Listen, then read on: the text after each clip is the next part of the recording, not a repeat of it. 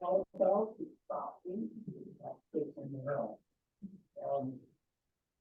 This whole thing started, so I was doing the rest of the picture in December 6th, 2012. And January 11th, 2003, I went back and looked at that. Mark Dillon, the deputy director of that EDC, he pursued the following the interested in the EDC, bringing the rebuilding to talk to the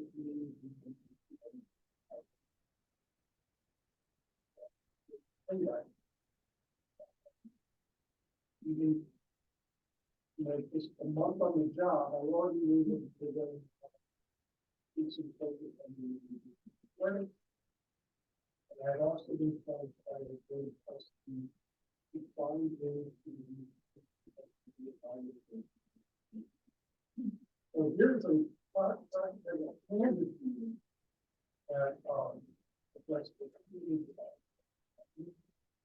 And also, the idea of having a data building from the art museum,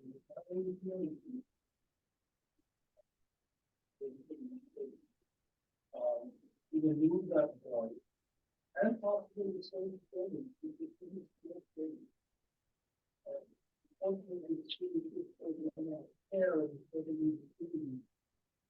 and destroy a lot of development.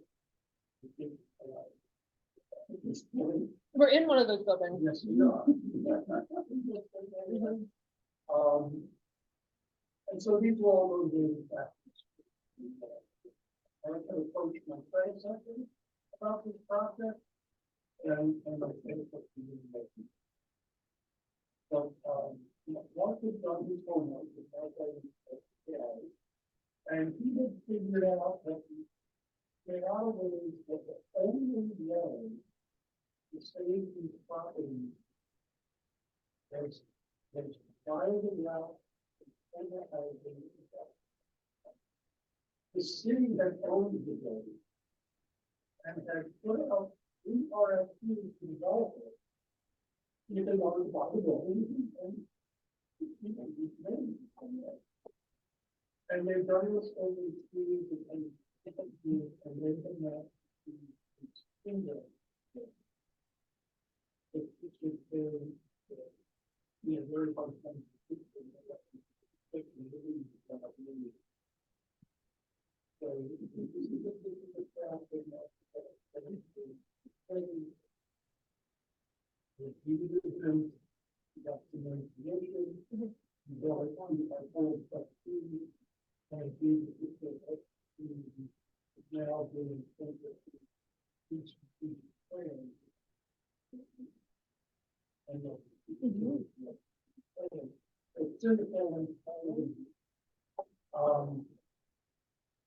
so I haven't gone down.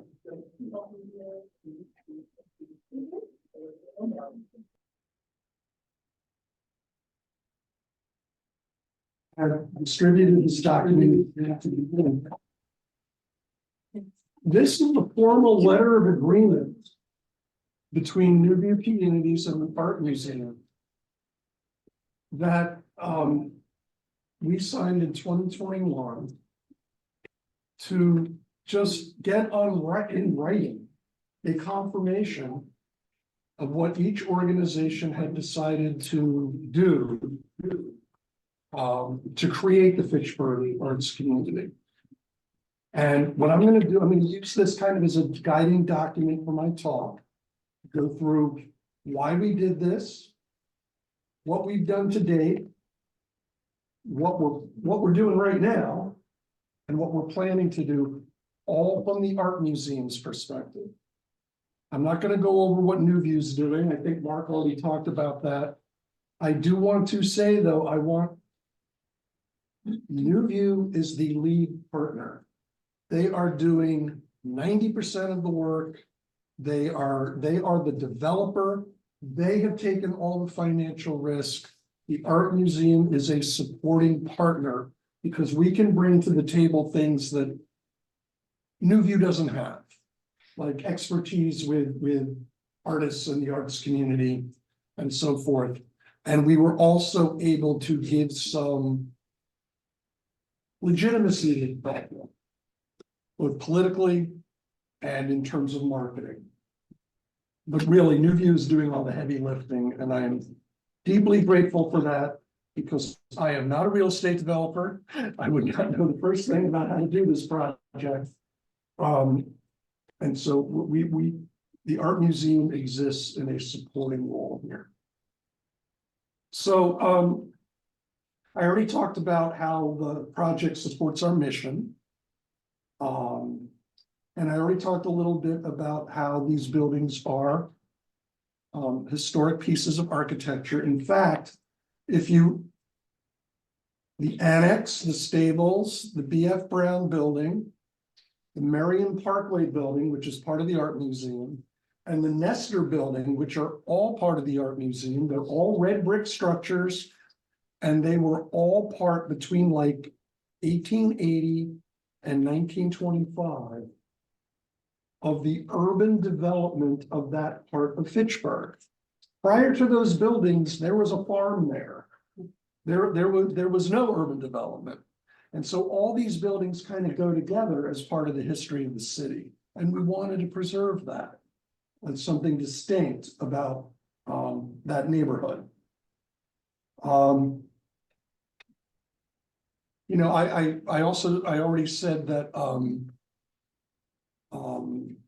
we didn't want a boarded up building across the street. And I'll elaborate on that a little bit.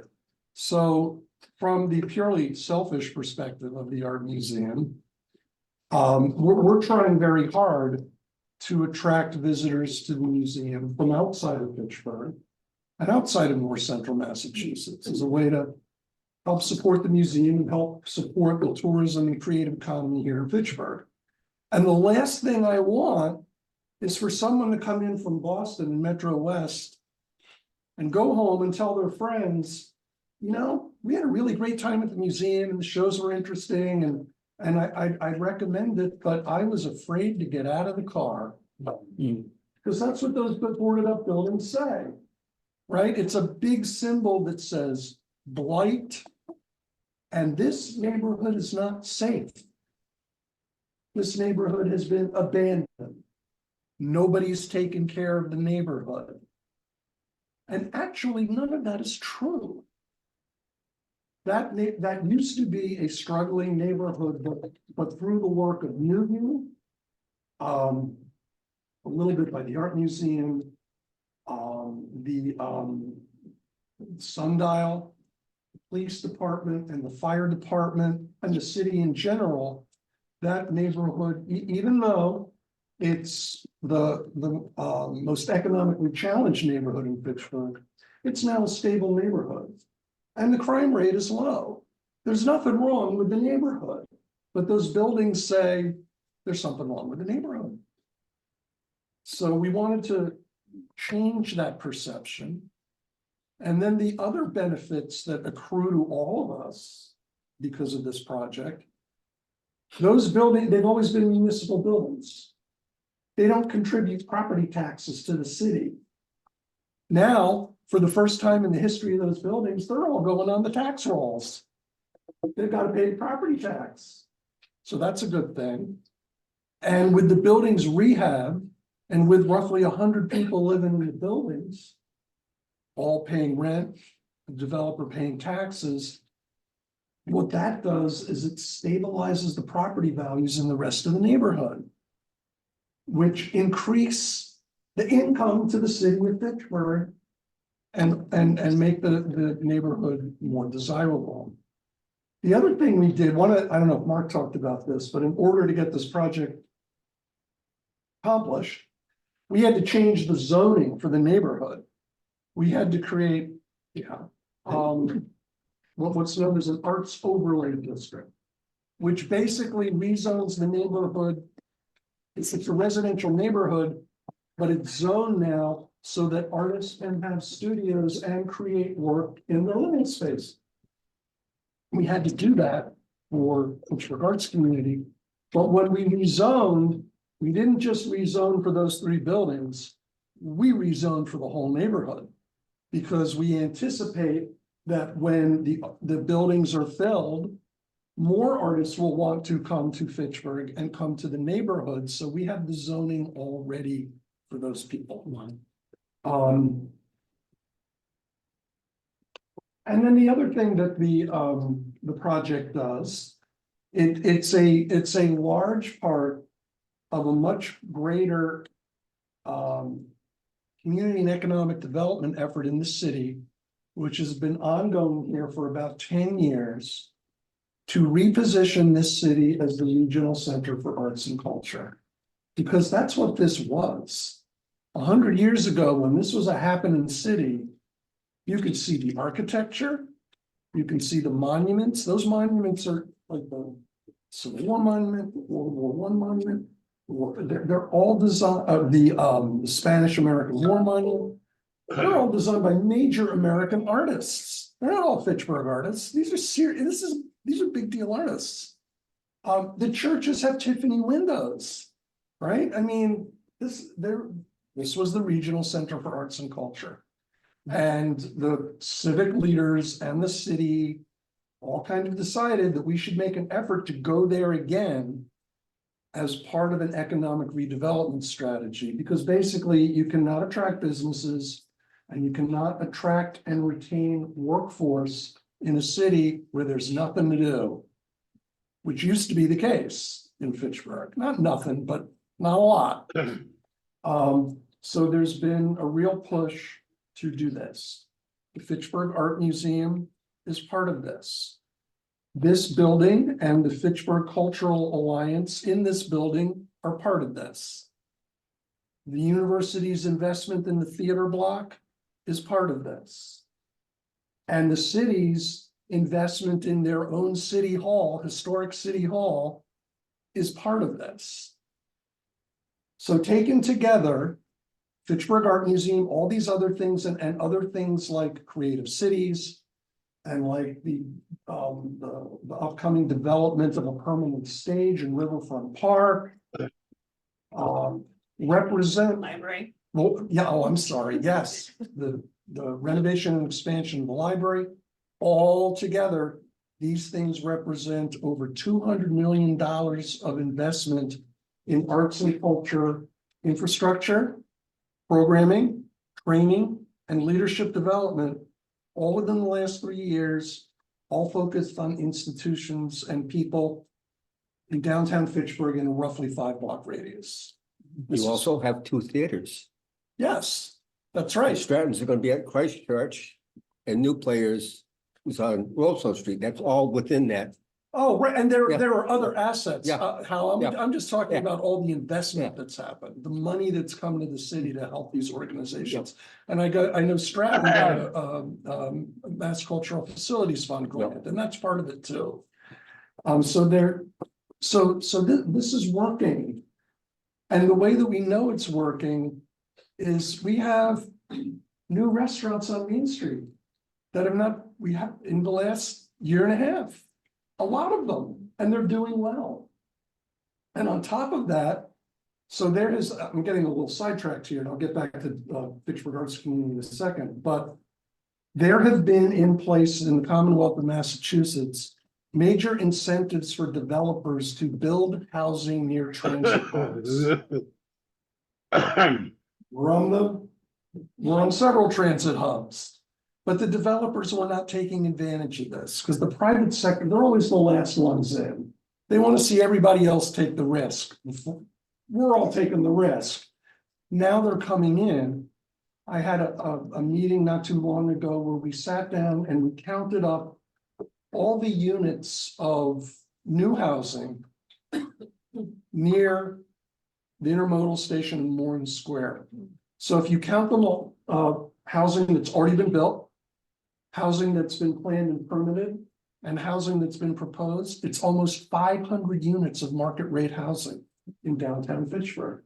This is working. This is working. And that's both rental and. Yeah, mostly rental, but both. But both.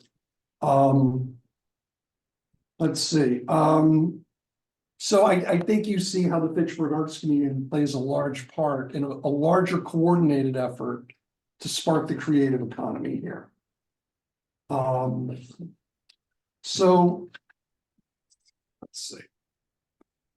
And then. All of these things taken together, and the Fitchburg Arts Community in particular, improve the public perception of Fitchburg outside of the city. Because if you look in the Boston Globe and you see articles about Fitchburg, they're largely negative. There's not a lot of good press, but that negative press is now being counterbalanced by all the good press about what's happening with arts, culture, and the creative economy in Fitchburg. It's starting to look from the outside like an interesting place, not a complete mess. So that helps too. And then the other thing that it addresses, which wasn't so much of a problem when we envisioned the project 10 years ago, is we're having a housing crisis. People are desperate for affordable, high-quality housing, and we're going to provide 68 units of that. So that's the rationale for doing that, and that's why the art museum has been involved in this process since day one. Before I go on, are there any questions about the rationale for doing this so far? Anybody? No? Nope. Okay. Can I just ask a question about, you, when you said you rezoned the whole area, is it currently not the case that people can make art in their own homes in most places? I guess I never realized that that was a specific kind of zoning that had to happen. Are you talking about studio things, like that kind of thing? Or- Well, I don't know, I'm Yeah. just trying to. No, Petri, I don't know the exact particulars of it. I know that it was. The city made a big deal of it and made us do it. Because they have to be in compliance with certain things. I don't think there's a rule against making art in your home. There may be rules against setting up studios for creating commercial things. I Yeah. suspect that might, I don't know, if you having to say to Francisco, but I just know the studio space is here. And what we've had to navigate under the umbrella of the university, like, if having one of the artists here have a business, like a taxable business address versus just a residential address. So it might, I don't know. I mean, this might be a question for Mark and Steve. Yeah, I That's think, probably over. yeah, but no, it's fine. Yeah. But it's a good question, and I'm sorry I Yeah. don't know the specific answer. But I would ask Francisco to make note of this. Ask Mark and bring the answer back to the next meeting. Yeah, And there may be other things, so you start making a list there, Francisco. well, I think it's funny because when Mark and Steve were here, they were like, oh, you can ask Nick that question. So- I'll do my best. Yeah. I do think that this does take taxable business seriously, and so what's done at home typically also needs to be reported to the city. Yeah.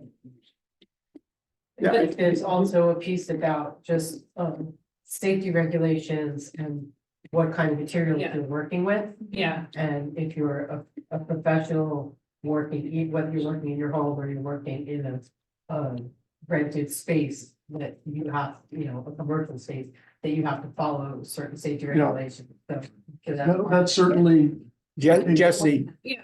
who was in charge before you? He was an artist and he went through a lot of hoops to get his garage as a studio. Oh, you That's- mean who was the president? of Yeah. the Alliance? Jason Fitzgerald? Yeah, Yeah, he did. Yeah. He was. He had to go through all sorts of working on hoops. the- Get a. Too, so I think he was juggling a few, yeah. but yes, I know he's working a lot Yeah. with the city for getting his art studio yeah. to get up to code and everything. And Francisco, I mean, not to keep get, but I do think that I vaguely remember in the early days of the Art Stewards, when we were all going with your bright yellow stickers to different planning board meetings. And there was one about the easement of the park, but I think there was a zoning one relative to parking. Like how many parking spaces, like I think it's an urban density thing about being able to have more housing units than you have parking spaces. There are state legal requirements for parking associated with new housing development. Right. Okay, so zoning aside. So the kind of work that we've been doing so far is, we kind of have the art museum, we kind of had to start with education and political advocacy. So when we first started talking about this at the Fitchburg City Council, they were looking at us like we had three heads. The city council, or the people on the city council, or most of them, had never heard about creative economy. This wasn't something that had been discussed in Fitchburg. They had not heard this kind of American urbanism truism of artists moving into dilapidated neighborhoods and revitalizing everything, and it got to the point where it got gentrified and everybody had to move out. They'd never heard that story. Not that we're doing that here, but this just shows you the level of awareness of these issues. And in fact, one of the city council, and I'm not going to tell you who it was, but the councilor actually said to us, artists, you want artists to live here? We have enough indigents in Fitchburg. So this is what we were up against. And it took 2 years, of Mark and myself, and others, the university, convincing the city council that this was indeed a wise thing to do, because we couldn't go forward without their blessing. And we had individual meetings with each and every city councilor to get them to the point where they would approve the project. So there was a lot of that. And also is with the art stewards and the other steward program here is community involvement with getting word out and with the counselors and everything too. That's right. There was that, it wasn't just us, it was community advocacy as well. That's right. The more, like I say, together we are more. That's right. And then the museum, we used our particular kind of the expertise that we have. So we helped to hire the architects. We were on the panel to choose Icon as the architects. We worked with, and then we worked with the architects after that, especially now the architects had already created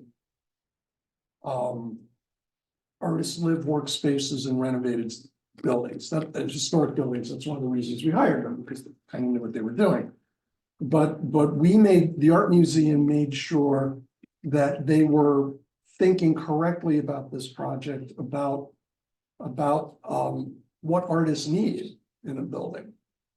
A different artist amenity, need for gallery space, need for classroom space, need for a performance space, need for soundproof rehearsal space, need for interior storage of bicycles, right?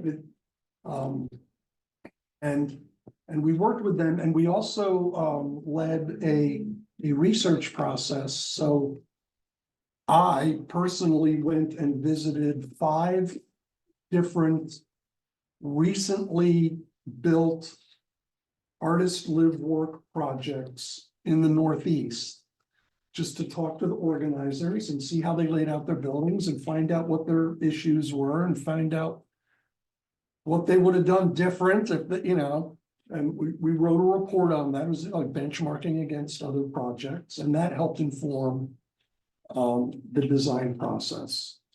I was gonna say you did a better job on architects than they did with the library. I don't know who the architect, I can't speak to that. I No, don't know. because that has been put on hold because that came up with a lot of architectural deficiencies of what they were doing. Well, We're not. fortunately, we have not had that problem with this project. We've worked to help mobilize the kind of community support you've talked about. I mean, this isn't the first time we've talked about this with the art stewards, right? We've done this several times. The museum has hosted a lot of different community meetings at the museum, for stakeholders in the community, for residents in the neighborhood, to talk about their needs and dreams and desires for this project. A lot of youth at Yes, the art museum, yes. because they're the future to look forward to it and what they want. Well, it's young people who need affordable housing too, Yeah. largely, so. And we also helped New View raise money. And,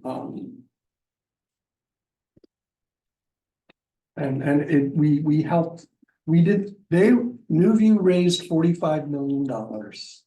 The art museum helped, we did not raise that money, we raised a little bit of it.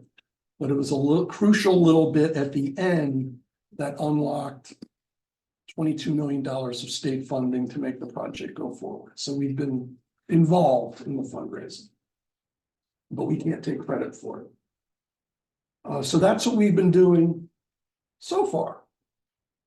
What we're doing right now is we're assisting with the outreach to prospective tenants. And the art museum is using its connections with not just the artist community here and in Worcester, but around New England and the Boston market to attract people to Fitchburg as tenants. And we're also helping to design the system to certify the resident artists. So I'm going to back up on this a little bit because this is important and it's probably something you're all interested in. When we started designing this whole thing, we thought, well, what kind of artists are going to be in the building? And often these artist live work spaces are largely restricted in some way or another to visual artists, painters, sculptors, printmakers, photographers, folks like that. And we decided that we wanted a bigger community. We wanted a more inclusive community. So at the time when we were planning this, and this is 3 Massachusetts governors ago, during the Deval Patrick administration, he had established an Office of Creative Economy. Charlie Baker subsequently got rid of that. But Governor Patrick had this office, and one of the things that this office did was develop a list of what they considered creative industries in Massachusetts. And that includes all the visual artists I talked about, but it also includes performing artists. So theater, dance, music, and not just the performers, but the producers, directors, tech people, all the people who make performing arts happen. It also includes writers, publishers, small publishers, small presses. It includes all design professionals, graphic design, costume design, fashion design, product design, industrial design, architecture, landscape architecture, all of those disciplines, and also culinary. It was on the list. So we thought, let's use this list. This is a great list. Wouldn't it be great to have all of these kinds of people in community together in Fitchburg, rather than just limiting it to visual artists? And we also wanted to cast the net very wide because we really need to make sure that people are renting all those units. And the more you restrict it, the harder it is to get tenants. So that's thing one about the artist residence. Now, so this is artist preference, affordable housing. So if you are an artist and you want an affordable unit, there are 2 parallel application processes. One is the financial process, where you have to prove via documents that your gross family income falls within the income window dictated by the state for affordable housing. if you don't qualify for that, if you make too much money, 30% of the units in the building are market rate. So you still have the opportunity to live there. It's not all affordable housing, it's 70% affordable housing. And then to be certified as an art, so there, we cannot say the building is only for artists. That flies against fair housing law. So we can't discriminate on that basis, but what we can say is it's artist preference. If you can get certified as an artist, you go to the head of the line. And if we fill the building with artists, hooray. And if we don't, other people can live there. And that's an important thing to, again, to make sure that we can rent up the whole building. Because the state's not going to invest millions of dollars in a project that's going to fail, right? So to get certified as an artist, the art museum was charged with devising the certification system. And we did not reinvent this wheel. There are municipalities and artist housing projects across the country that already have certification criteria. And we did a lot of research on those. And they're all very similar. And we came up with our own process for Fitchburg. And I wish I could hand out the process to you today, but I can't because the Commonwealth of Massachusetts's fair housing attorneys are reviewing the process before we can go public with it. It should be ready in a month or so. But what I can tell you though, what we designed basically is that the criteria, the main criterion, it's not a curatorial process. So it's not based on the quality of your work. No one is standing in judgment about whether you're a good photographer or not, Ricardo. What you do have to demonstrate is that you are active professionally with your work. So it's not designed for, if you're just making paintings in your basement studio and you never show them, you never sell them, you never do anything with them, this is not for you. If you're strumming a guitar on your back porch and you play the guitar, but you're not performing, you're not recording, you're not publishing, this is not for you. This is for professionally engaged artists.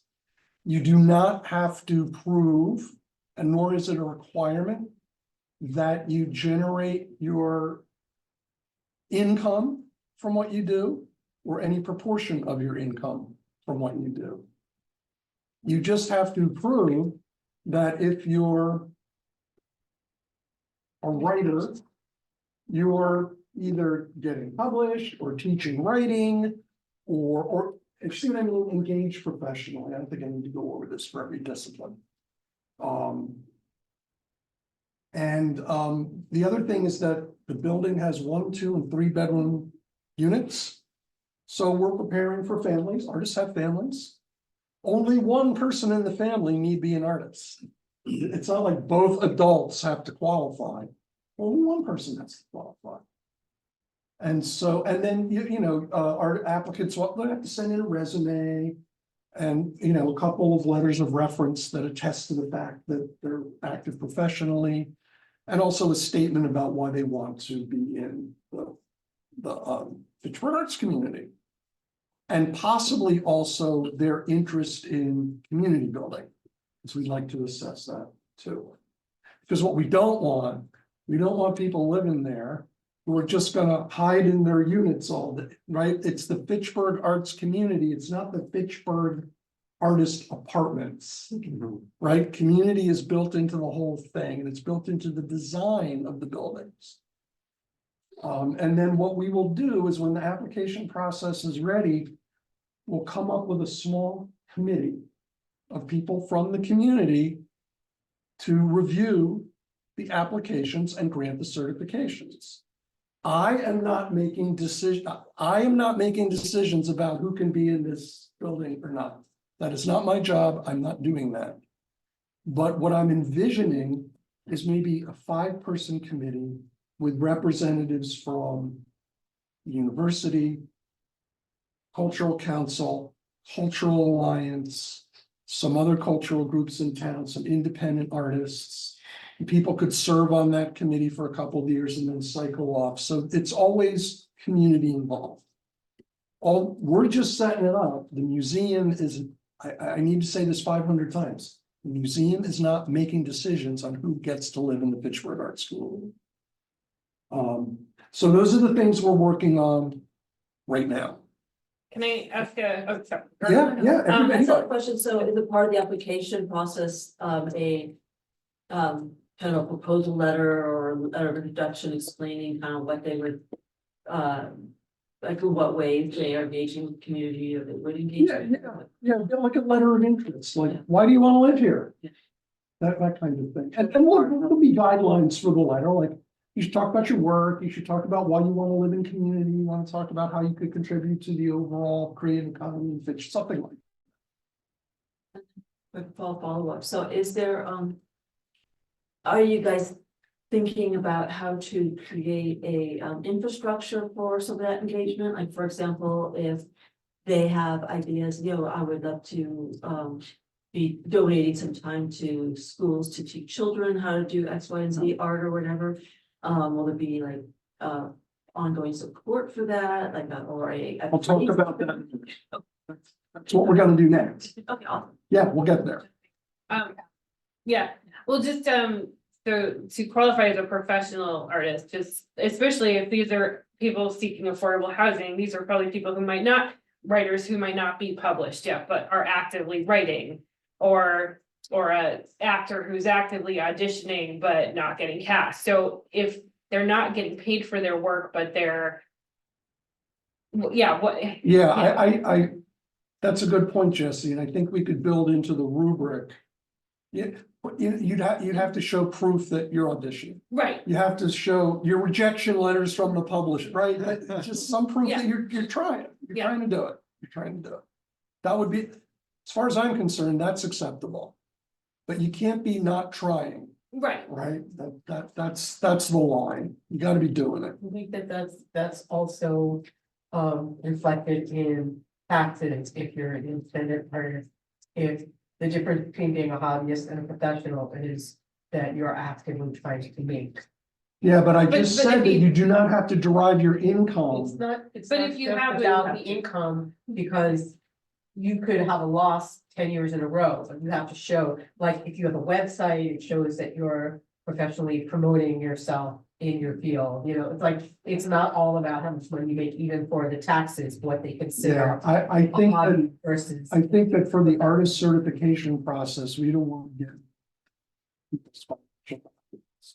This is gonna be a community effort. We are not bonded for that. Whereas the company that Newview is, the management company that Newview is going to use has that expertise and they are bonded for reviewing that confidential information. And well, and not to just, but like. We have 2 community theaters here, Mhm. so that's not gonna show up in their taxes if somebody's teching or.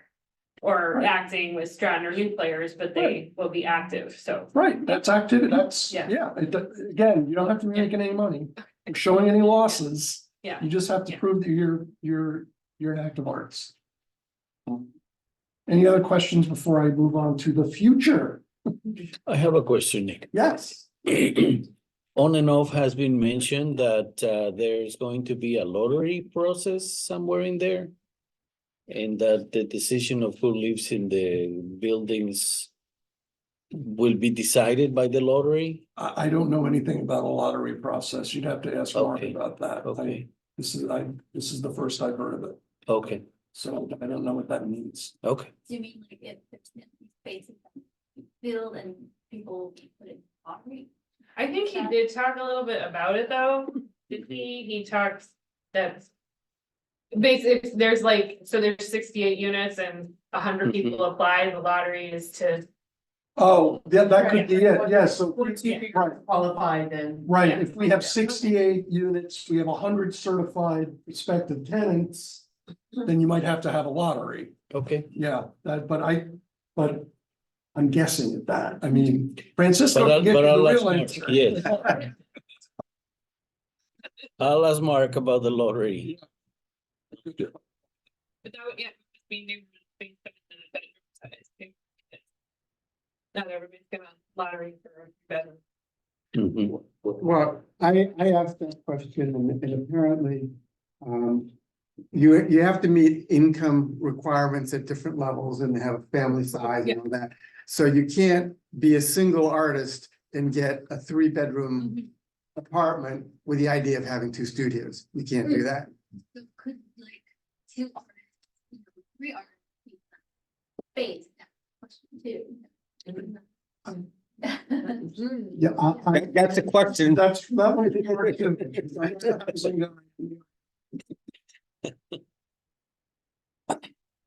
Okay, And so, just to clarify, Mark was thinking about coming back at the end of this series and talk to the group again. So yeah, which would be and if you good. want, maybe I could come too, and that way, Very good. we can point the finger at each other. All right. And you can get more information. Yeah, So we can plan that maybe an extra session.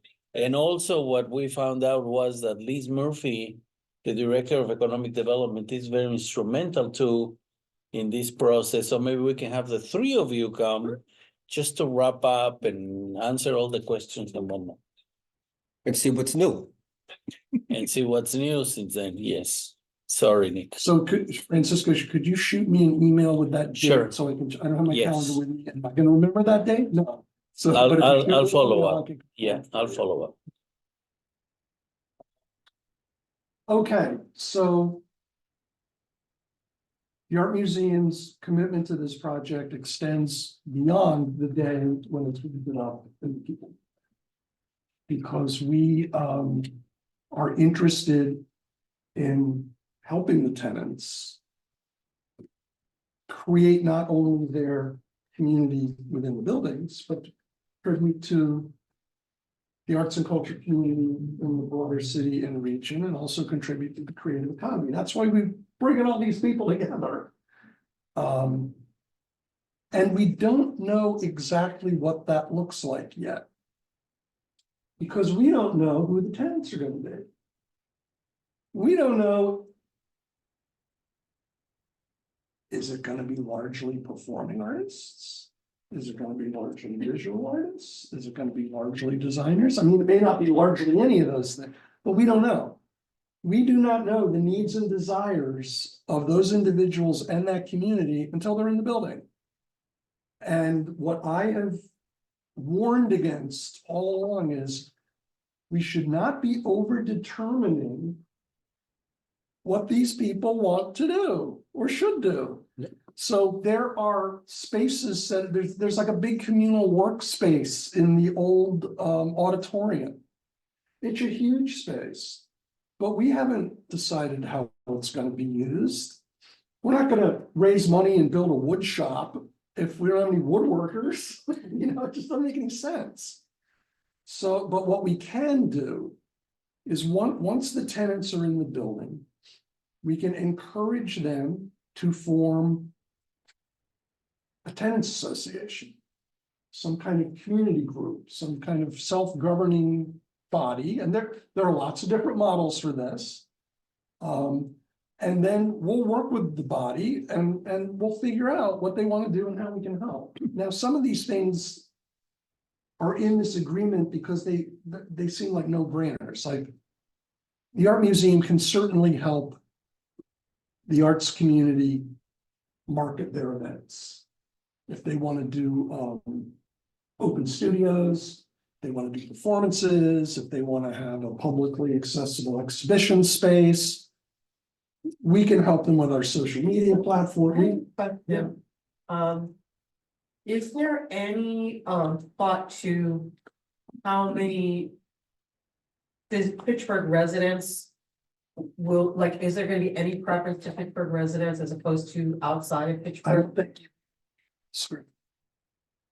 But that's another question for more. So then, Yeah, my other question about that is, do you, as the art museum, have any commitment to the arts community. Connecting and engaging with the arts community that already exists here in Pittsburgh. Yes. And how to plan to make that happen. We're gonna, well, again, we're gonna find out what the needs and desires of the tenants are and then connect them appropriately. And we've got plenty of places. The university, we have the Fitchburg Cultural, I mean, all these things I keep talking about. It all depends on what they want to do. You also have a very large community involvement on your own level with all the schools Right, and whatnot that can help anyone that comes in as to how they can help the school, right. you know, We, and who to the talk idea, to. we'll use our network. Yeah. The museum's networks. To help connect the people. In the building, because once they're in the building, they're all Fitchburg artists. Okay, they're all gonna be living here and working with us and being with us and so, you know, we're committed to helping all of them. Another thing that seems fairly obvious to me is that the art museum we have our lovely courtyard, the grassy area. They've got some nice lawns at the Fitchburg Arts Community. We could do outdoor sculpture. If that's something they want to do, because the museum has, I used to run a sculpture park. I know how to do outdoor sculpture. We could do outdoor sculpture. It's not, it wouldn't be hard to program that. There are also employment opportunities that we could hook the artists up with, both at the museum and other places in town. There's certainly volunteer opportunities galore. There's board service and committee service. There are tons of things. Yeah, a light bulb just went off in my head about, this is slightly backtracking, but It's okay. you said that the arts candidates could include, say, culinary people, set designers and all. And it just occurred to me that those people probably don't need studio space. So a big hot topic was how do you develop all the studio spaces? And then all of a sudden I'm realizing we probably don't need 68 of them. A certain percentage are going to be artists who appreciate the affordable housing, are performing art in the community. Right. Yeah. Let's see. I don't want to miss anything.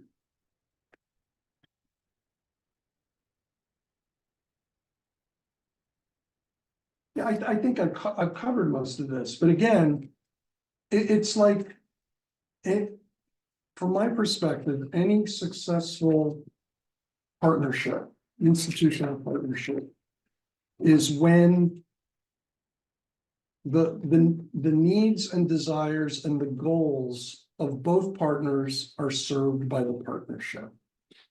Otherwise, it's a one-way street and somebody's a leech and somebody's getting taken advantage of. And so that's what we would seek to do with the tenants in the building and whatever governance structure they come up with. But before we can have that conversation, they have to figure out what their goals and needs and desires are. And then we can have a very productive conversation about how that meshes with the strategic goals of the art museum, the strategic goals of the city for community and economic development. And then we could all work together. But it was intentional not to predetermine any of this. Because, you know, what I've learned in a long career as a curator and museum director is trying to predetermine stuff for creative people is dumb. It's a waste of time, it's a waste of energy, and it just doesn't work. So Open lines of communication always that's right. works best. That's right. That's right. I think that's thinking be really cool for Fitchburg and this might be something that could connect well with it is like the Brattleboro Farmers Market, which takes place every weekend. But it's not just farmers market, it's also culinary and crafts and you have musicians playing and it's really a village gathering kind of thing. It'd be so cool to, with these people not coming in, you know, if they want that opportunity to sell what they're making in a crafts fair kind of way, along with culinary stuff and farmers market stuff and musicians and, you know, that to get. Well, that's one of the reasons to do this. Yeah. Entrepreneurial, educated, community-minded people. Right down, living, working, dining, shopping in downtown Pittsburgh and wanting to enhance the quality of life in the city. And you know, you get a critical mass of people and you can do those things. It becomes easier to do them. Would the infrastructure be there, or would that be, would you have support to create like a weekly? Well, It's possible. There is an entry point at the museum now on first Thursdays because Yeah. there's the farmer's market and an artist market, so that might be a launching pad for them to build that Connect connection. creative people with the Yeah. people from growing places and see what happens. Yeah. Yeah. And the regional show too, that's yeah. another like. But, so there is an existing infrastructure from which they could build, Symbiotic. yeah, Yep. And Nick, one of the hopes that we have is that there might be a group of stewards, of art stewards that actually become tenants.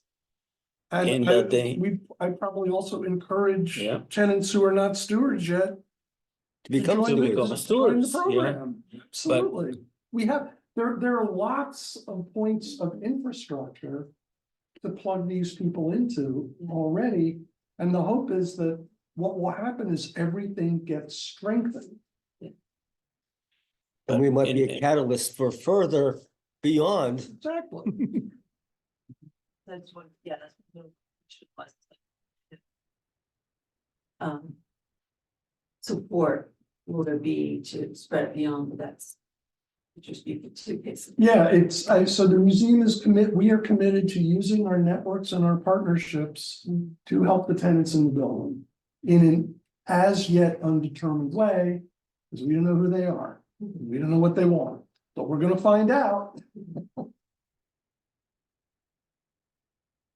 there ideas about finding bridges between you know, the arts community and the environmental oriented communities here, like North County Land? Yes, not yet, but again, that's another.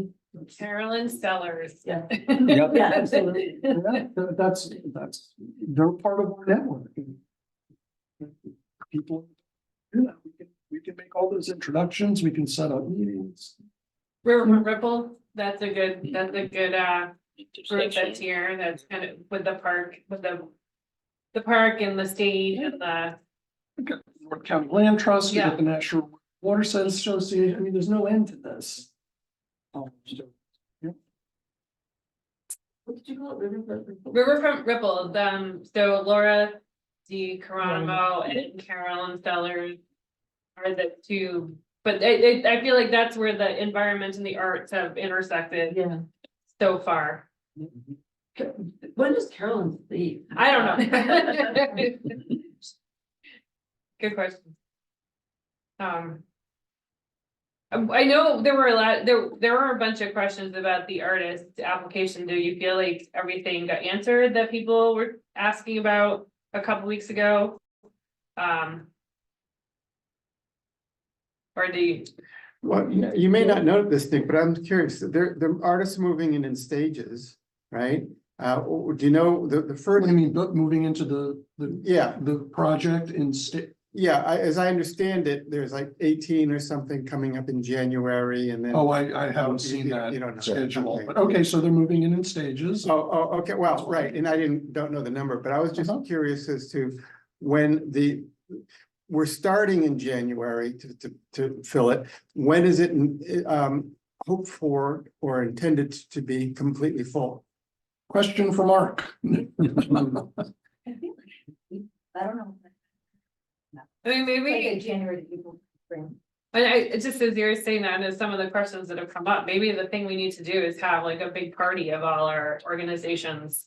I mean, I imagine that, you know, we'll have friends in there, but a way to like come meet and greet and see who, yeah. Museum. Yeah. We could have all the different organizations set up tables and invite our neighbors across the street. That's Yeah. easy. That's easy to do. Laura has been very involved with the poetry and that has gone beyond her expectations. Yeah. Yeah. Yeah. I mean, if we had a 1-4-20 week, that would be perfect. Yeah. But, yeah, We were actually planning.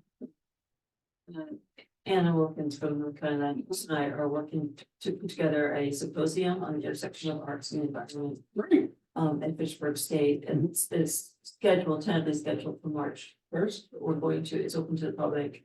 We'll be asking all of you guys to help us Great. promote it, but it's gonna be tied in. The artists that are featured in the talks are actually gonna be showing the gallery. And we're also gonna put tables from local groups, but that would be another. That's great. And I just want to finish answering Ricardo's question. I don't know about the schedule, but what I can tell you, Ricardo, is that because of the financial model to make this whole thing work, Newview is motivated to fill that building just as quickly as humanly possible. Okay. Okay, there's not gonna be any dithering about that. Yeah. I think it's all gonna be about construction schedule. Yeah. And I don't know the construction schedule. But they've got to take rents on all those units as soon as possible. Mhm. I have a question, like if they do have some spaces free, would they be, I wonder if like a creative Airbnb kind of thing to work those leftover spaces? Is another way of drawing. In order for the financial model to work, Newview has to rent all the units. Now, if a tenant wants to offer their space as an Airbnb, I don't know what the rules around that are. I don't know. I don't know. I don't know, but that would be up to the tenants and whether it's allowed either by the terms of the rental agreement. The rental agreement may prohibit it. I haven't seen the rental. yeah, what is an affordable housing regulation allow you to, I don't know. Yeah. And they've been clamping down on the Airbnb model, so. Just also saying, if it's meant to be a convenience. It's convenient. They're transient people. And that was. Right, I was thinking more like a type of artist residency. You know, Right. visiting artists kind of. Yeah. It just had a horrible fire. There was a place like that down in Northbridge. It was a mansion and they had people who lived there year round, and then they had, I think, a few rooms that they let out as like a summer or winter residency. Yeah. So I think they're trying to rebuild, so I don't remember what they're called, but they had a horrible fire. Let me address this residency. So it's been suggested. We should have one of these. Oh, units as part of yeah. an arts residency program. That's what I'm thinking. But that would be like a year around kind of, or. Well, here are the realities of that. Right, The art museum would have to pay the rent, right. and we probably have to pay the market rate. We don't qualify for affordable housing. So whatever that is, that's the financial burden on us, because as I said, Newview has to rent out every unit. They can't give units away. And that was made very clear at the beginning, and I get Would be a that. really cool thing though, to have a space there that you could do residencies and not. You know, provide that kind of housing and also provide that space somewhere in the museum to. Well,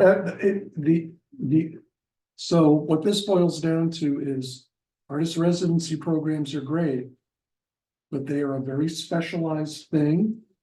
And it's usually nonprofits. Most artist residency programs are nonprofits whose primary mission is artist residency project. It's a difficult thing to have as part of your program because it's very expensive. It's the rent, it's the supplies, it's the stipend for the artists, it's administering the program. It's somebody's got to clean the apartment, somebody's got to stock the apartment, somebody's got to do the laundry. You see where this is going? Yeah. This is best served by an organization that is devoted to that as its mission.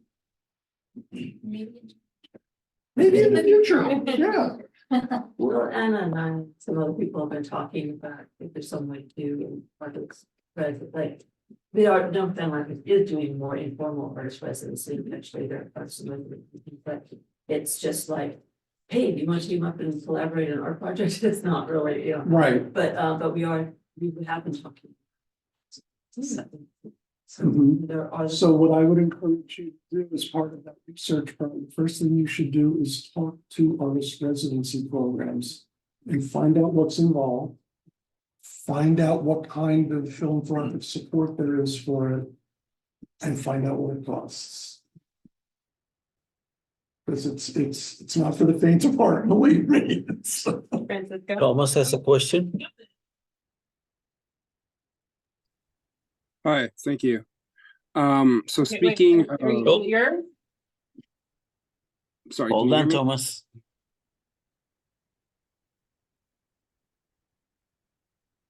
Okay, go ahead. Thank you. So speaking of stipends and funds in general, I'm wondering if we could go back to the point about when the artists do get in the building and you find out what they are interested in.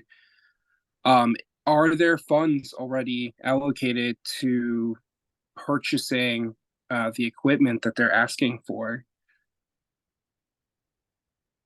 Okay, that's partially a question for Mark to see if any money in the budget has been set aside for equipment and further amenities.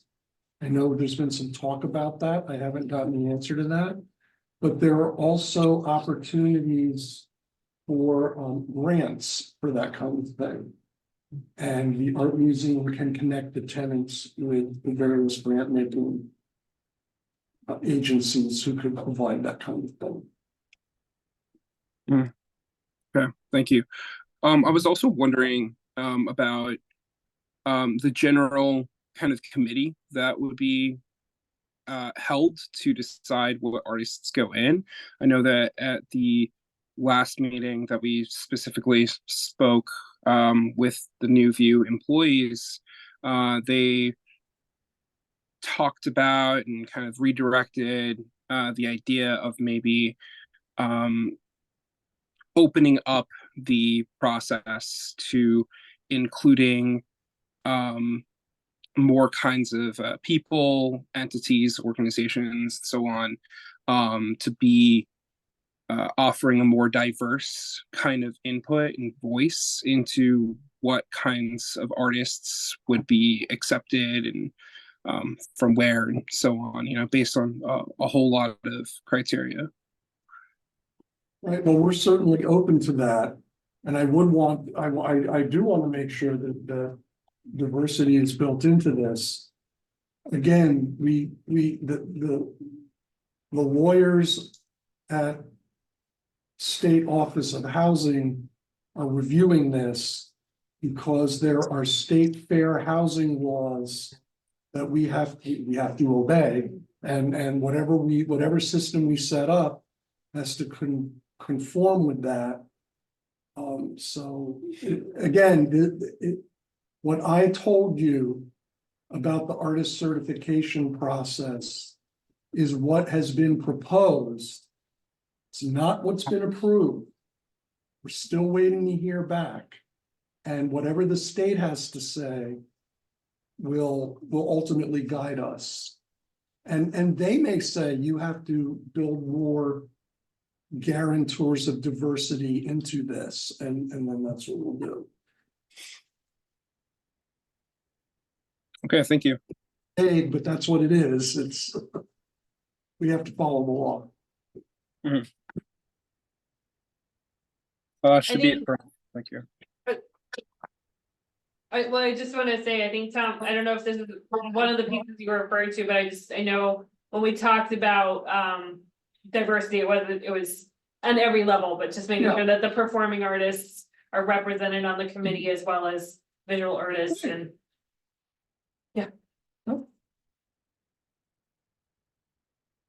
Is New View the owner of the building at this point? New View owns all three buildings, Mhm. and they will retain ownership of all three buildings and take the rent. They've already hired a management company to, Facilitate. yeah, do the financial vetting, to take care of the building. I understand there will be an on-site building super. Um. But Newview is gonna continue to own the building, and this, to my mind, is one of the best things about this project. So, a lot of artist studio buildings and a lot of artist housing buildings start off with the best of intentions.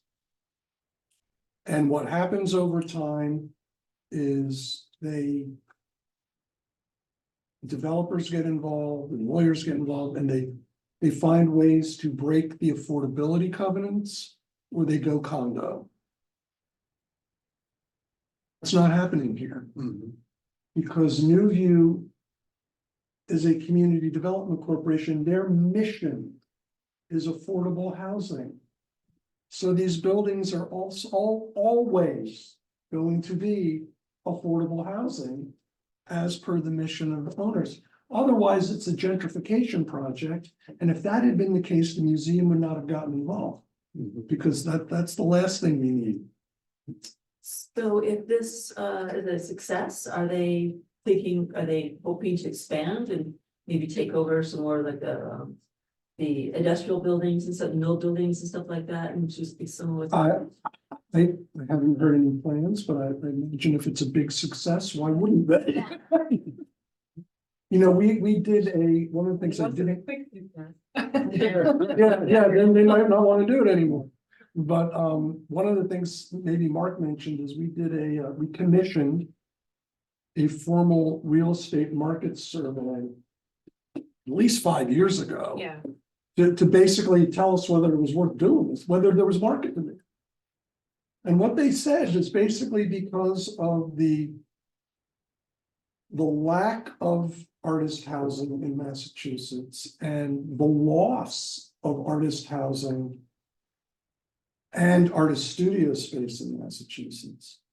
That combined with the low cost of housing in Fitchburg, especially affordable, and I'm talking relatively, right? And the fact that there's a housing crisis is that we should be able to lease this up, basically have commitments to fill the entire project a year before we open.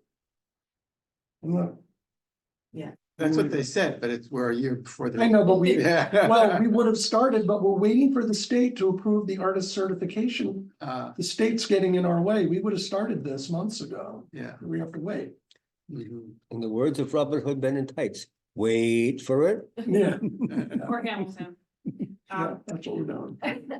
Just a side note, but my cousin's on the architecture team from Mass Housing for this project, and I saw her. Cool. I saw her on St. Patrick's Day, and she told me that her team is already working on a similar project now in Salem. And that they're doing artist preference housing in an old parochial school in Salem. So they're taking some of the lessons they learned from this project to apply. That's terrific. Yeah. Yeah, it's like once you get a few of them going and once you've done the first project, then you build on that. What you're doing. Yeah, we were hoping this will inspire other projects. Yeah. That'd be great. I mean, So, you know, community that really needs this is Worcester. Yeah. There's no artist housing in Worcester. They just lost 2 major studio buildings. And their artist community is 50 times the size of it. So, well, then we're hoping some of them will. Do you have anything what happened in North Adams? Did that eventual art always been like that, or did they build that up? North Adams became an arty town because of the establishment of the Massachusetts Museum Right. of Contemporary Art, Right. which happened about 20 years ago. Right. And somehow the founding director of Mass MoCA talked the state into a $10 million grant to establish Mass MoCA with the promise of all kinds of economic benefits. Mhm. And that's largely happened. But that's what started it. But they do have. They do have artist housing. Yeah. I don't know a lot about it, but they do have artist housing in North Adams. But you don't know if it was like a I think it was instigated in part by Mass MoCA, but who their partners were and how they did it, I do not know. Isn't Matt, That book also does. but isn't there a Yeah. college Yeah. too, is the, one of the art colleges out there too?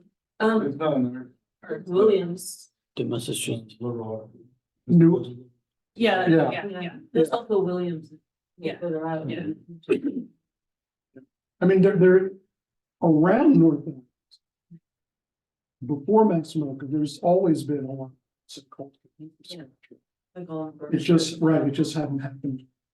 Just like Jacob's Pillow. And- that book yeah, also. yeah.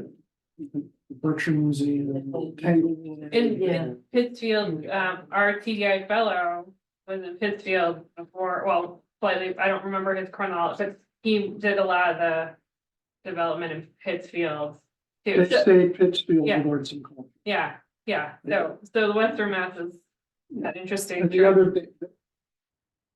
Things are a little different too, because Western Massachusetts can draw from both the Boston and New York markets because North Adams is equidistant. So, Yeah, and you have hotel industry because it's an overnight stay. right, so they Yeah. built that big Yeah. Fortune's Hotel, Yeah. that wasn't Yeah. there, I mean, it worked in North Adams. Okay. The restaurants make us a good day trip. We're on the Johnny Appleseed Trail and Johnny Appleseed, it's the 250th anniversary, of Johnny Appleseed, so. Is it really? Is it of his That's what they birth? said in the tourism Oh. breakfast, but I think it dovetails into the, what do you call the half tricentennial, the 250th of America. So that's coming Oh. up there, yeah, anyway. So any other, because I feel like there were so many questions about the cert, but unless you feel that's answered a lot of your questions about the certification process or. I thought that this was very clear. Yeah, Yeah, yeah. very good, thank you. This is the first time I've given this talk. Francisco. Here is a subversive idea in terms of ownership. When it is said New View is the owner of the buildings. That is relative because as a non-for-profit, New View doesn't have an owner. Right? And so if all of us want to be owners of those buildings, then you need to show interest and apply to serve in the board. Right? And in other words, for artists to serve in the board at New View, that might be a way to ensure that those buildings are always affordable housing and that the community is keeping that self-interest safe. With New View or with the Fisher Cultural Alliance or with any non-for-profit, really these organizations belong to the community that they serve. Right? Are we still doing the official meeting or are we putting? I have. So, but I think we're at the Q and A point, so. Well, let's- let's- my presentation is done, so it's Q&A as far as I'm concerned. Yeah. Closing remarks. No, other than thank you for coming and. Thank you. So I have a student, she's majoring like public relations or something like that, but she was just asking me today, how can she? Is there some way she can get involved in the arts and cultural world here as some sort of internship thing or whatever? I mean, she's one, and I said, let me find I was saying, yes. So is this, would you guys be a good place to start? Yes, in the museum, I know has interns and I mean, the historical society, so Yeah. whatever, but. Here, so, yeah. Yeah, but we can also, if there's something she needs credit for, there's I mean, we're, as public relations, we're working on our directory, which is a meaty project, so, yeah. Okay, so I can like, maybe, so you'd be the person for her to touch? Yeah. Send it straight to Justin. Yes, yeah. Yeah. That's great. I wasn't sure how, you know, if there's like lots and lots of people fighting for a few internships or. Not here. I mean, it's not, I mean, yeah, I am a staff of me, so but it's also, I mean, that's what's. We've had a lot of interns come through here and it's a great, I think it's a give and take, right? It's like, and I love seeing Fitchburg through their eyes. Yeah. My first assignment is take a walking tour. Well, if you want to give me, I mean, if you want, you know, you can be passing information on to Yeah. me, to Petri and stuff, we can be sharing this. with Oh, that'd be students. great. I'd love that. That would be great. I wasn't really sure and I have. Do look up, but if, yeah, if you would open up that channel of communication. Great. Any other questions? Like the last meeting, which was all about Low Park, we had a whole bunch of questions that were raised. Mhm. And I thought we were gonna start addressing some of them at this meeting too. Well, for like, Well- I It think was the part of the people, conversation, and I remember what you're talking. well, I think so, if people were gonna go to look at the park and then. Yes, I Yeah. went there before here. Oh, no, no. I But- can sneak away because I have all the Yeah. stuff work to do for class. But I know, we had just a couple, well, we have a museum here, although I don't know if you could speak to this, Nick, but I know we had a couple of questions.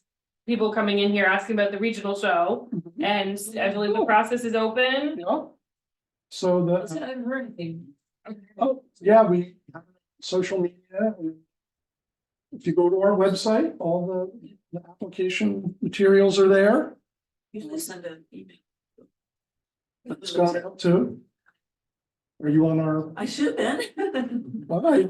do you get our monthly Yeah. e-newsletter? I was in the last meeting. It was in the one that just went, the April e-newsletter that just went out on Okay. April 1st. Okay, Check your email, check your junk box, just in case. But anyway, the applications are now open until I think May 26th. So that process has begun. Eagerly, this is the 88th annual, I know, right? 88th annual regional exhibition. And it's open to all artists who live or work within 30 miles of Fitchburg. And that includes students. Your students can apply. And we've had Fitchburg State students in the show. This is just random, but I have been having a lot of conversations about her lately. The regional show is as old as Ellen T. Geronimo. Born in the same year. That's does a- anybody want strawberries? Well, I'll take one. Thank you for bringing them. I've been smelling them the whole time. Thank Thank you. thank you. You getting that one on the bottom. Thank you very More much. than one. I brought them for you all. And I also just want to give a shout out to Gallery Marquee that had an opening on Saturday. Really, and you guys do you start your official hours this week? Yep. But that's great. Okay. Right. So if you can, and that is actually one of your partners is a regional show winner. There you go. So, yeah.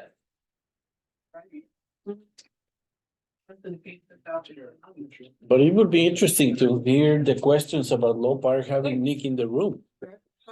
Yeah, There's some questions, but I don't know if I can answer them, but what I can say is that one of the intended benefits of this whole thing was to use the development of the Fitchburg arts community to help leverage improvements to Low Park, which has been underused, I think, and is not in great shape.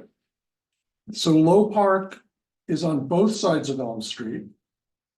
On the side that the museum is on, there's a children's playground equipment. That is very heavily used, and that's in pretty good shape. So what's on the other side, adjacent to the Fitchburg arts community, there's a baseball diamond that hardly anybody ever uses because there were ruts in the base pad. I mean, you get hurt, you can't play baseball there. The basketball courts near the church on the other end get used. You get used a lot. Yeah. Need Even the repair rain, too. we saw Yeah. being used. And then there's a lot of where they can passive recreate, just people walking around, people from the sundial walk around, people walk their dogs in the park. But it's in rough shape, you know, the turf is not great. And we talked a lot about the litter that's there and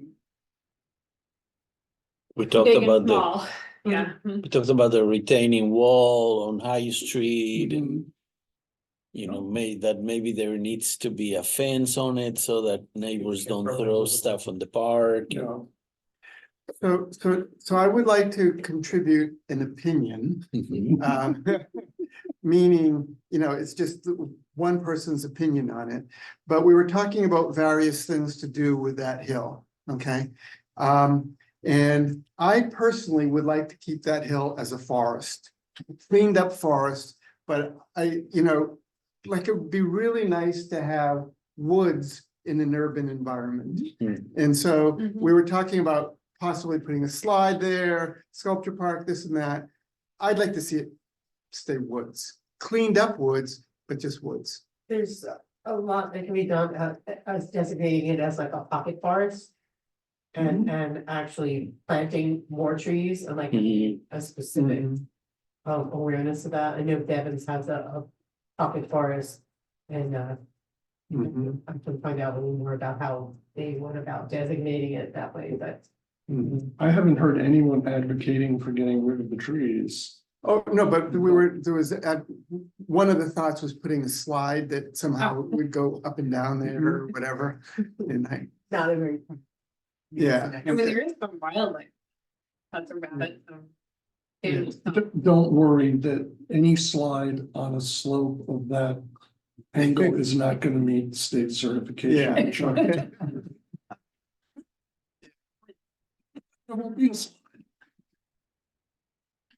There were conversations though about placing pews or something or. Oh, but terracing it. Or Like an no? amphitheater type setup. Like. Yeah, where people can go there and just sit on a bench or something and just enjoy an afternoon or something in the woods. Okay. So kind of a wooded version of Gateway with the. Gateway Park has those terraced, I haven't seen it. it's and lovely. Yeah. Okay, but you're basically saying put places for people to sit in the woods and Yeah. that's totally compatible with my thinking. Yeah, still have a woods. And I know the National River Watershed Association is planning to apply to the state forestry department for a grant, and they're talking about planting more trees at the low park. Okay. Is there, I'm trying to think of the tree diversity there. Is it mostly like oaks and pine? I don't know. I know there's pine, I know there's deciduous tree. I mean, one of the things the city should do is get an arborist in Yeah, to check the health and the longevity of the tree stump that's there. That's the first thing. you Yeah, should do before especially- making the plans. I can see winters now. Yeah, but I mean, but you could still, even if some trees have to come down, you could still retain it as a small forest. You just Right. plant and Right. you just plan for it and Right. maintain it that way. Right. But yeah, an arborist could also see what's a good, healthy cross pollination. Yeah. Thomas, is your hand raised?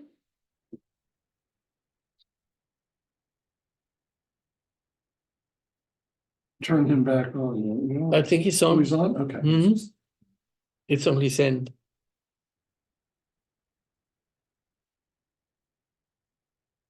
You have to, yeah.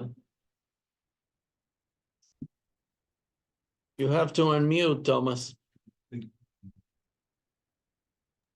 Hi, thank you. Yeah, sorry, There you I was having trouble getting to the place where I could unmute. I'm on the phone, so it's difficult. So first off, when you're talking about your trees, I think that during another stewards training, or at least some other kind of meeting that we've had over the last several years, at least post-COVID, that there is some kind of tree expert of some sort that the city's consulted with for the people who want to like have someone come into their home, their yard, inspect what trees are already there, and then find out what trees that someone should plant in addition to the ones that they already have to determine like the best tree diversity and what's going to make for the best like long-term longevity and not cause more problems. So I can't remember who it was that said that, but you might want to look into that. And then when Tom Skorofsky was here, because he was talking about a tree program. Yeah. So that was a while ago. Yeah. And there is Jason Brown, who is one of our environmental stewards, and he used to work for the Massachusetts Forestry Department. He lives in Lunenburg, somewhere here in our region. So he could be a good person to come and just see the park and. Yeah. Mhm. So Sorry. yeah, thank you. The main point I really wanted to get at was that while we're all talking about what we think is best for the community and feeling like we have our input being received and like we might get a vote in what happens in these kinds of whereabouts, I remembered one of my questions I wanted to ask about the Fitchburg arts community, and that is, will the community who aren't necessarily residents be able to contribute and maybe determine any kind of input about what happens at the Fitchburg arts community? Maybe it would be guest gallery shows in a specific space, or if they have continuously been giving input over the past several years that we've had these meetings, or if they keep showing up to meetings from present day to the future, if they want something in that space and it's community driven for like tools, machines, something that's kind of close to a makerspace. Is that something that still works in tandem with the residents and Fitchburg, the Fitchburg Art Museum and New Views plan? Okay, so over the last decade, there have been a lot of community input meetings, and the museum has hosted many of them. And a lot of the recommendations of community members have been folded into the design process. It was important to the community at large that this not be an insular project, that the people in the buildings would participate in the greater life of the community. And that's why we adopted the name the Fitchburg Arts Community. And that's why a lot of the outreach material is about creating community. There was also a desire expressed for the building not just to be limited to visual artists, and we clearly listened to that. There was a desire to maintain the historic look of the buildings, which we had done. We had to do that to get the funding anyway. There was a community desire to, when they had the fire in the BF Brown building in 2016, the community came together and told the city, we want you to invest in rebuilding the roof of the building. We do not want you to tear down the building. So there has been a lot of impactful community input. At this point, the physical design work, they're building it. I mean, there's really no more room for that kind of input. But aspects of the design that encourage community connection are the presence inside the building of a gallery and community spaces that can be used as classrooms, as meeting rooms. But again, all that's going to be determined by the residents in the building. We're hoping that a lot of them will be Fitchburg residents who are already part of the greater community. And those who are coming to Fitchburg for the first time, the museum and Newview are certainly going to persuade them of the value of connecting with the community, because that's what we're doing here. So, So I want, maybe I'm follow up here on a tricky question, but let's say that there is a particular studio space within the arts, the community, and the community, they have the option of then making it available to non-residents. I mean, they could do that as self-determination. not, they couldn't rent it. Okay. But they could make it available to community events Yeah, if they Okay. wanted to do that, sure. right, okay. Sure. That would be part of their governance that they chose. Right, and this is why we really want to encourage them to set up a governance system Mhm. so that we're not trying to negotiate with 100 different individuals, because that's not gonna work. Right? They have to have some kind of tenants association or artists, whatever they want to call it. They can structure it however they want to do it. Yeah. And, you know, we can, I know Ricardo, you volunteered to help figure out some of these governance Yeah. things, and that would be great, because then we can offer them a menu when they get, like, here's some possible things you can do. We encourage you to do it. You know, there are resources at Newview, there are resources at the museum to help you figure this out. But we're not gonna tell them what to do. Mhm. Nick, can I just ask, in your research of other artist community buildings, did you get a sense of, were they talking all about sort of the turnover rate? I'm curious, just, you know, how long typically people would commit to such a thing. Yeah, I got. That wasn't a formal question on my list of questions, but I got the sense that, all of these projects filled pretty quickly and the turnover per year was minimal. Okay. I mean, it would seem like a lot of the kinds of community building things would be tough if there was.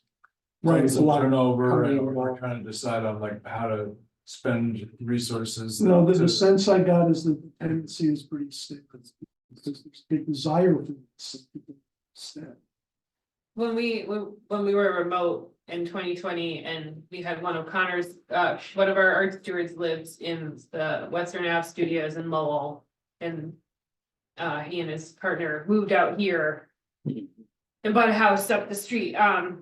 But he invited one of his former neighbors, and but he had a great presentation about it and just talked about that it was kind of a mix. I think that he was speaking that there were people who had been there for a long time, but just because life happens, Well, life right? changes, Yeah, so right. I think it's just people got married and moved Yeah, to a bigger yeah. place, but yeah, but I think one thing I do remember is he said there were people who were part of the community, so while they might have moved away, still remain connected and would come back and do events. So that was kind of that's the goal there, right? Is that you have the community and that you may not stay living there, but you still are part of the community if you go buy a house. Hopefully in Fitchburg. Yeah, so. So Jesse, I've got 5 more minutes. Oh, yeah, I was saying, I was So- gonna cut it. 5 Yeah, minutes. so I mean, if there are any other, Yeah. 5 minute, but I do. Yeah. Well, so yes, it's almost 8 o'clock. Are there any closing questions or, next week is the Fitchburg Cultural Council. And they've decided to make this their public input meeting.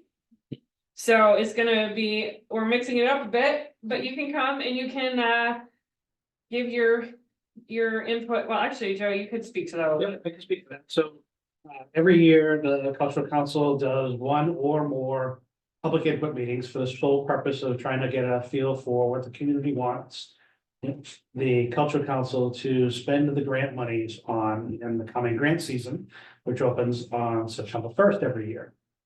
And some are highly attended, some are poorly attended, but we try to do as many as we can in different areas around the city so that we can get as much input as possible, because that's really what's most important to us, is that we fund what people want, not what we want.